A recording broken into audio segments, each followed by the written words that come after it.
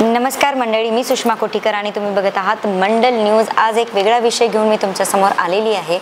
जवळपास 19 वर्ष अमरावतीकर ज्या केसची वाट बघत होते, अखेर त्या केसचा न्यायनिवाडा अमरावती जिल्हा न्यायालयात झालेला आहे। जिल्हा परिषद सहाय्यक अभियंता जवाहर दुबे यांच्यावर लावण्यात आलेल्या बेनाम संपत्तीचे आरोप आज कोर्टामध्ये सिद्ध झाले। जवाहर दुबे स्वतः, त्यांच्या पत्नी, त्यांचे 2 मुलं आणि त्यांना या सगळ्या कामामध्ये सहायता करणारे त्यांचे 3 कर्मचारी अशा एकूण 7 जणांना आज अमरावती न्यायालयाच्या वतीने शिक्षा ठोठावण्यात आलेली आहे। अखेर न्याय मिळतो, उशीर जरी लागत असला तरी देखील न्याय मिळतो, हे या केसने आज सिद्ध केलेले आहे। 1973 रोजी जवाहर दुबे हे नोकरीला लागलेले होते, ते 2001 पर्यंत, आणि 2001 पासूनच त्यांच्यावर वेगवेगळ्या प्रकारच्या केसेस लागलेल्या होत्या।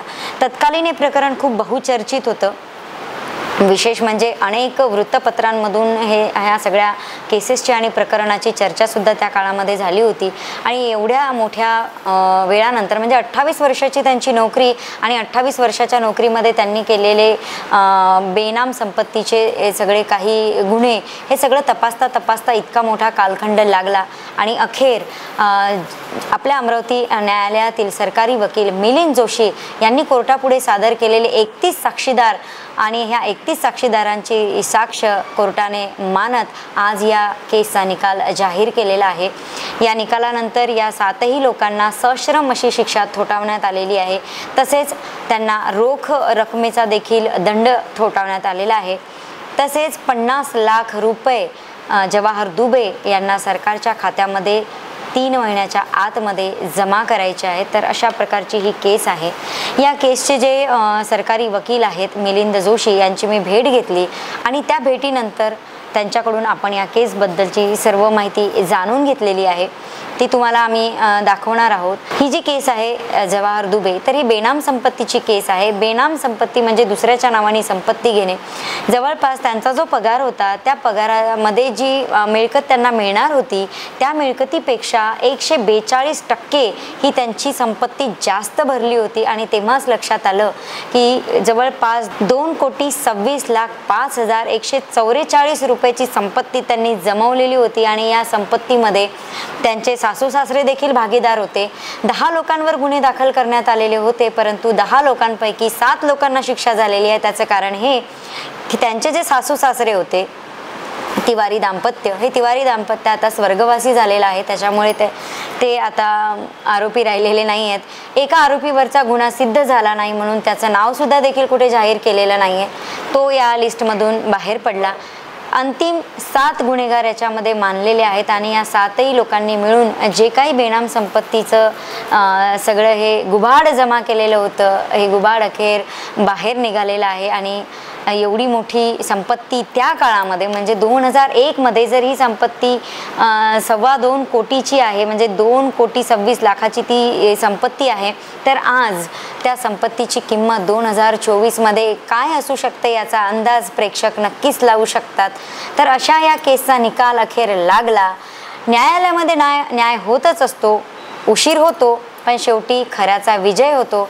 आणि पोलिसांना, वकिलांना, या सगळ्यामध्ये ज्यांनी गुन्हे दाखल केले जवाहर दुबे यांच्यावर, त्या सर्वांच्या श्रमाला आज न्यायालयाने न्याय दिलेला आहे।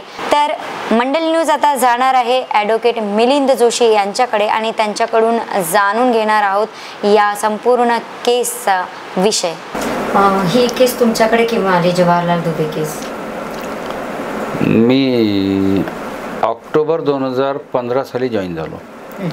त्याच्यानंतर कालांतराने साधारणतः 1 वर्षानंतर माझ्याकडे ही केस वर्ग करण्यात आली की ही तुम्ही केस हँडल करा सरकारतर्फे।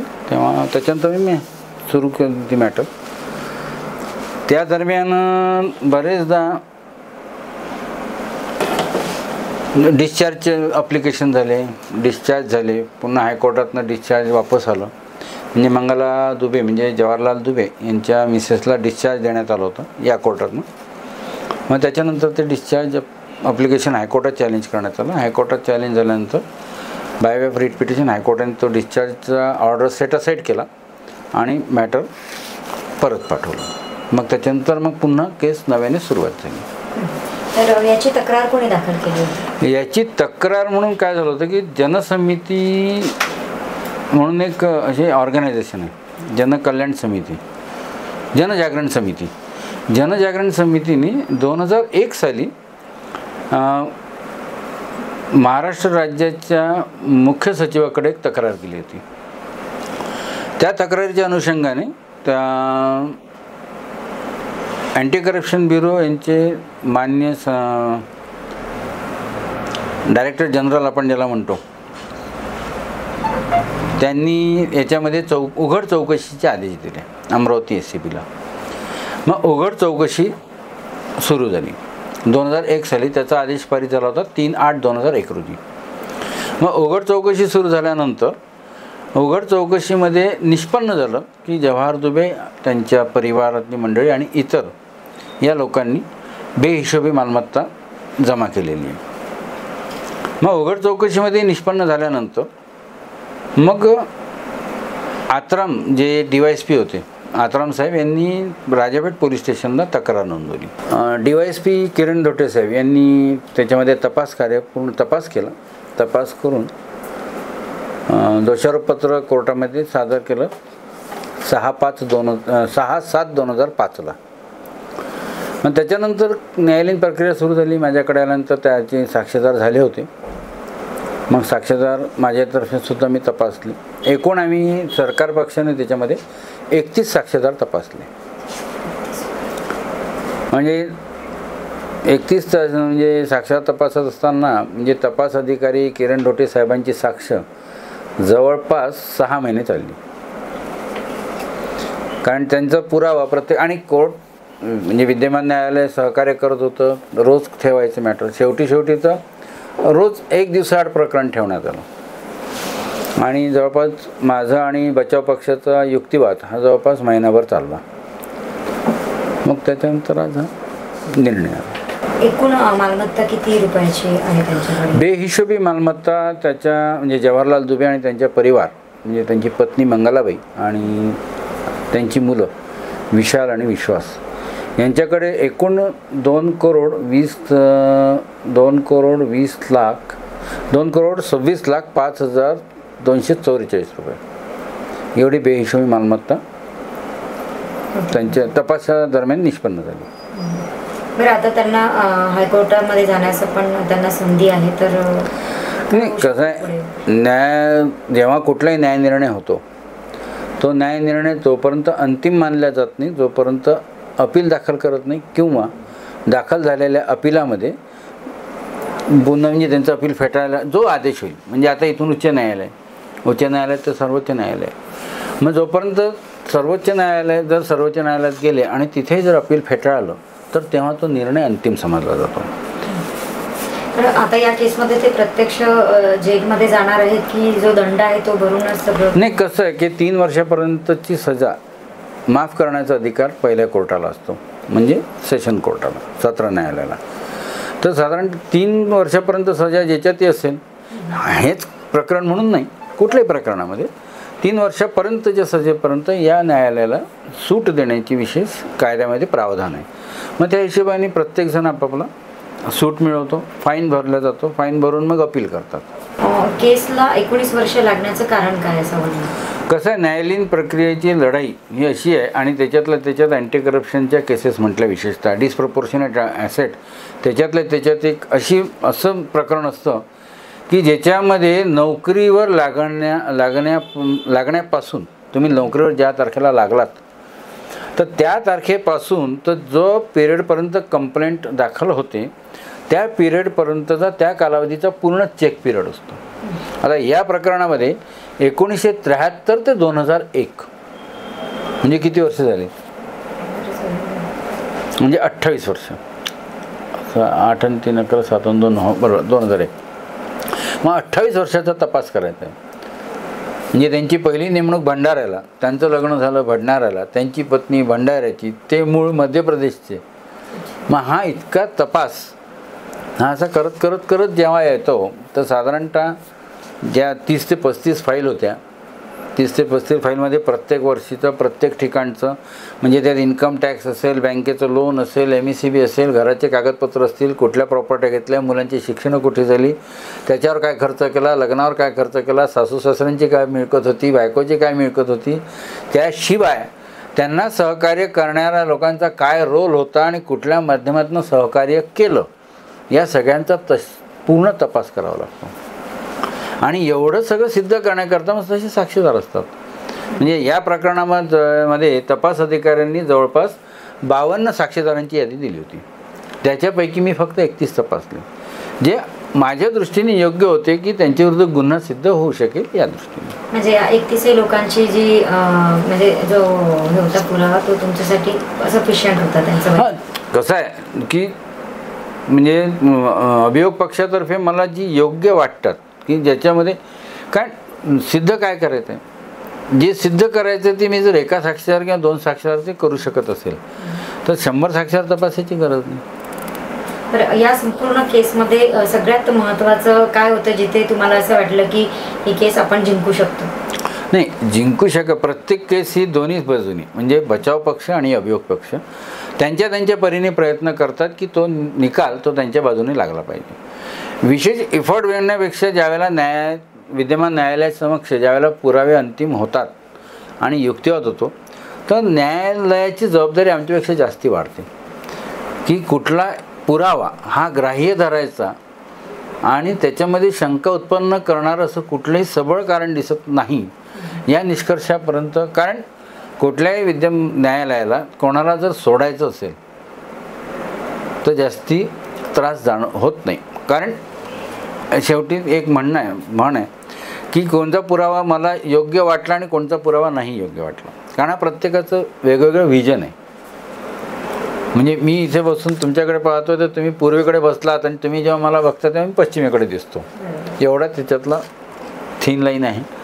त्याच्यामुळे पण जेव्हा कोणाला दोषसिद्धी जेव्हा म्हणतो आपण, तर दोषसिद्धी ज्यावेळेला म्हणतो ती दोषसिद्ध झाला याच्याकरता खूप ॲप्रिशिएशन लागतं. ॲप्रिशिएशन ऑफ एव्हिडन्स ज्याला म्हणतो आपण. त्याच्यामुळे मग बारीकीने बारीकी म्हणजे सजा जर द्यायची असेल, कन्व्हिक्शन जर द्यायचं असेल तर खूप बारीक बारीक बारीक म्हणजे गाळणी लावून त्याचा बिलकुल इतका सूक्ष्म तऱ्हेने ते अभ्यास करतात आणि त्याच्यानंतर मग या निष्कर्ष येतो. या केससाठी तुम्हाला स्वतःला वैयक्तिक असे काय परिश्रम करावे लागले? परिश्रम असे महत्त्वाचे की पहिले महत्त्वाचं की डिसप्रोपोर्शनेट ॲसेट हे नेमकं डिटर्माइन कसं करतात, हा सगळ्यात महत्त्वाचा मुद्दा माझ्याकरता शिकण्यालायक होता या केसमध्ये. की कसं फाइंड आउट करतात, म्हणजे तपास अधिकारी शोधतो कसं, हा सगळ्यात महत्त्वाचा. कारण प्रत्येकाला वाटतं मग दुसरा मला थोडासा अभ्यास करावा लागला की बेनामीचा अभ्यास जास्ती करावा लागला.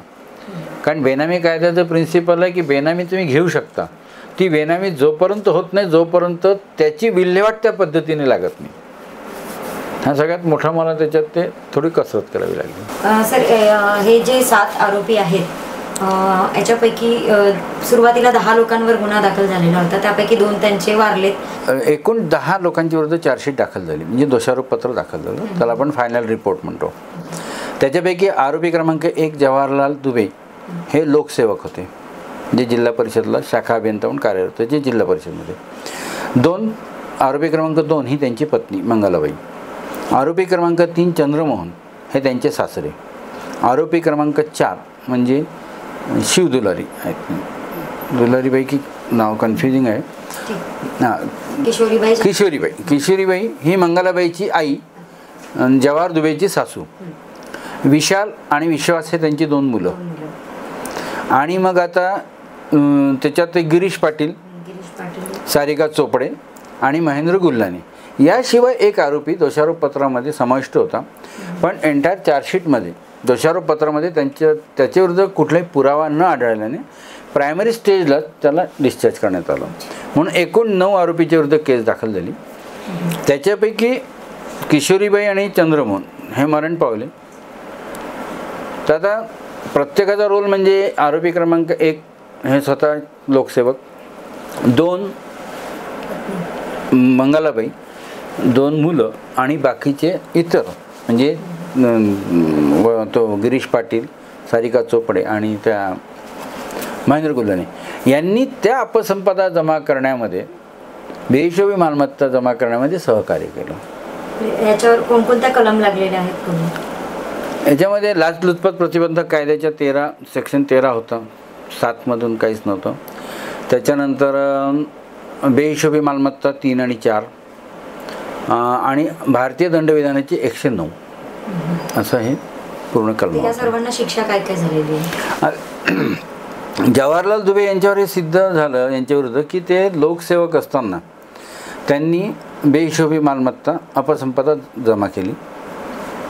तर त्यांना 2 वर्ष सश्रम कारावास, 1 लाख रुपये दंड ह्या लाचलुचपत प्रतिबंधक कायद्यामध्ये, आणि बेहिशोबी मालमत्ता म्हणजे बेनामी ट्रान्झॅक्शनमध्ये त्यांना 6 महिने आणि 6 महिने सश्रम होता, इकडे 1 महिना आणि 1000 रुपये दंड असं होतं.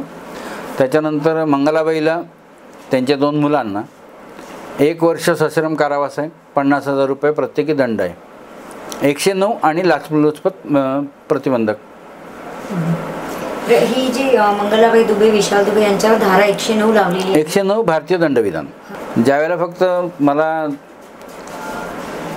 शिक्षेबद्दल विचारलं, विद्यमान न्यायालयाने शिक्षेबद्दल जेव्हा मला विचारलं की याच्यात काय तुमचं म्हणणं आहे, शिक्षा जास्ती का द्यावी, तर तेव्हा मी एकच बोललो, म्हणजे एकच माझं म्हणणं मांडलं की कुठेतरी आपण या केसच्या, या प्रकरणाच्या माध्यमातून एक समाजामध्ये संदेश गेला पाहिजे की अपसंपदा, आपण सरकारी कर्मचारी असताना आपण अपसंपदा किंवा आपल्या उत्पन्नापेक्षा जास्त बेहिशोबी मालमत्ता जर जमा केली आणि आपण कायद्याच्या कचाट्यामध्ये जर अटकलो, तर आपण जे काही सुखसोयीसाठी सगळं जमा करतो ते शेवटी हाताशी काहीच राहत नाही, म्हणजे ते माती मोल होतं.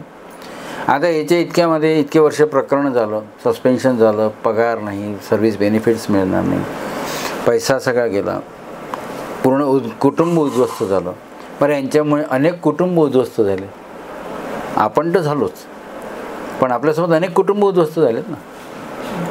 मग हा एक कुठेतरी संदेश जायला पाहिजे